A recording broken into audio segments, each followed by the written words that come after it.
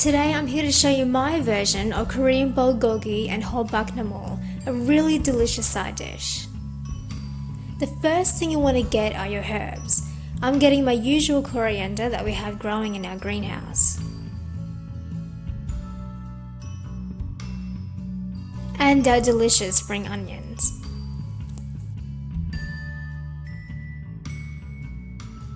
So the first thing I want to do is to chop up your onion and then keep it aside into a bowl.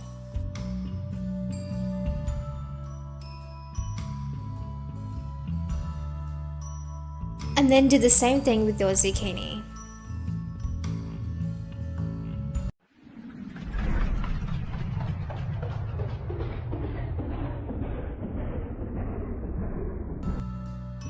So the word bulgogi comes from the Korean word bulgogi, consisting of the words bul, which means fire, and gogi, which means meat.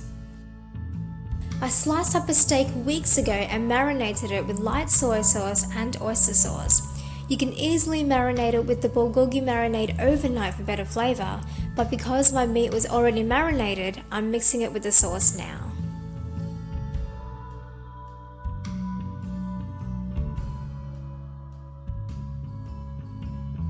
So while the sauce settles into the meat, get your rice. Today I'm using jasmine rice with only 1 cup. So before you cook your rice, you need to rinse it under water. This removes all the debris and toxins that could be lurking about. You'll know the rice is washed when the water inside becomes clear.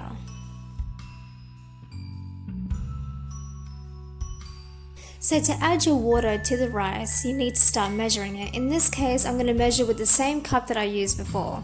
So usually it's 1 cup rice to 1.5 cups of water.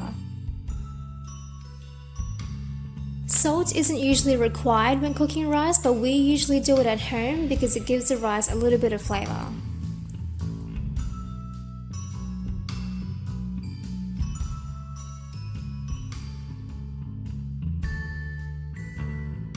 So while the rice cooks, it's time to make your bulgogi. Heat up a wok and until it gets hot, add in a little bit of sesame oil, half your onions and a teaspoon of minced garlic. Let it saute for a few minutes and make sure that the garlic doesn't burn by mixing it if you need to. And yeah, I put a bit more than a teaspoon of garlic because we like our garlic.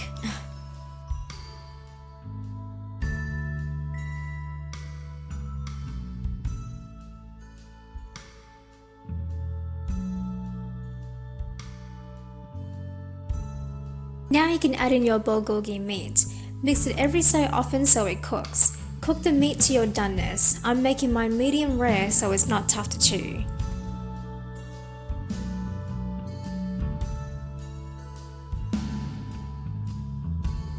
So now you need to add in your gochujang paste. This is also called Korean hot pepper paste and is absolutely delicious. So if you want it spicier, add more paste. I'm putting less today so my parents don't have to suffer. This paste also makes an amazing Korean fried chicken too. And once that's done, you can put it aside in a bowl and then you can start making your zucchini side dish. As part of my zucchini dish, I'll be putting a little bit of some shiitake mushrooms inside.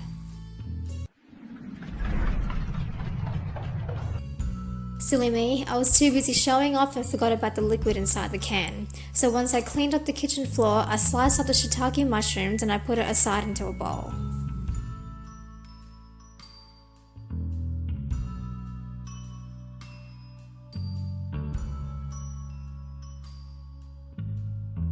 Now it's time to wash your herbs. Since I got mine from our greenhouse, I'm washing it thoroughly to get rid of any dirt or any kind of insects that may be lurking about. Trust me, you don't want to find a nasty little caterpillar inside. So after that is done, finally chop up your herbs and then keep it aside. I'm chopping up both the spring onions and the coriander together because I'm using it both as a topping anyway, so it really doesn't make a difference for me.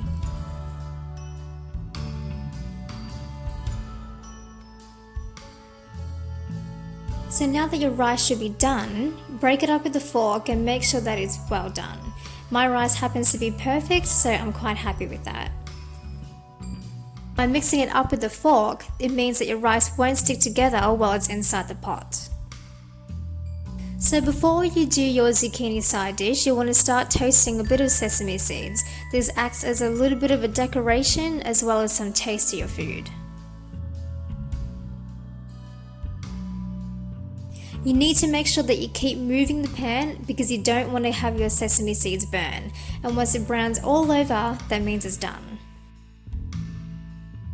So now it's time to make your zucchini side dish. In the same pan, add in a bit of sesame oil, some red onions and some minced garlic and let that saute for a little bit. We don't usually use white onions, we always tend to use the red because it's a lot stronger and it has a lot more flavour in our food.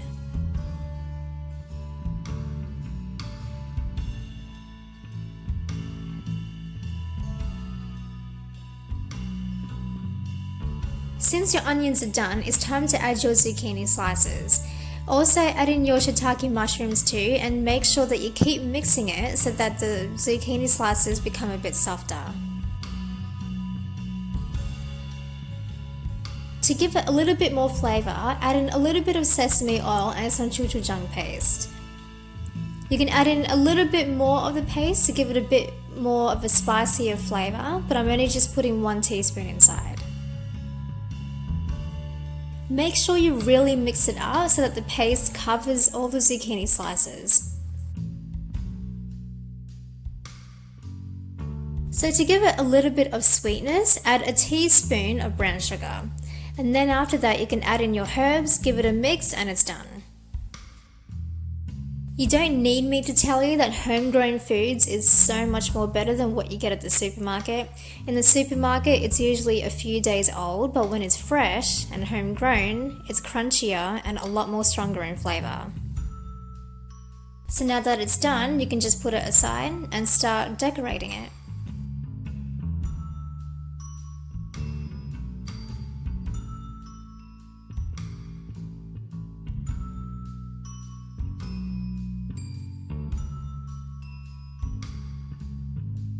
So now that you've made your beef bulgogi and your zucchini side dish, it's time to start plating it up. I've never been that great at doing presentations when I start plating up my food, so just bear with me, I'm still learning.